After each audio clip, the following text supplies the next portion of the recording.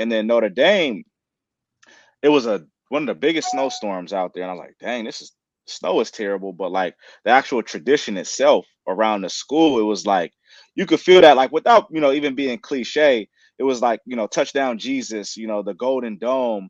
I really didn't know much about Notre Dame previously, so I did research. I obviously watched the movie Rudy, and it was like, dang, a lot of this stuff hasn't changed in years. Like this is really tradition, and like the fans are coming to the game regardless, rain or shine. 1-11 or 12-0.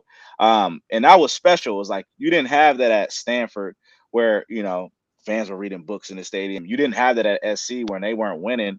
There was nobody in the stadium. Ultimately made that decision to go to, sunny California, Southern California initially. But Notre Dame was always the place that I really wanted to be. I just didn't want to be too far from my family.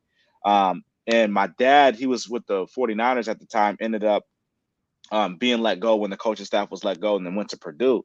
And when they went to Purdue, it opened that door. It was like, okay, my family's now in Indiana.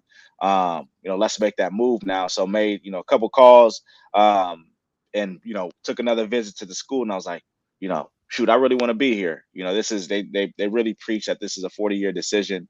And really like the guys that were on the team. That was the dopest thing about it. Like the school itself, from an experience standpoint, it is what you make it. It's definitely not Los Angeles. It's not USC in terms of like always stuff to do. But the group of guys that came in, like we're all still friends to this day. And that's what made it, so fun to me. It was like, hey Malik, let's go, get some food. Let's go to Frankie's barbecue today, or like let's go play 2K. And it was really just a group of guys that we had that just made it it made it such an enjoyable experience. And so, man, it was definitely a great decision.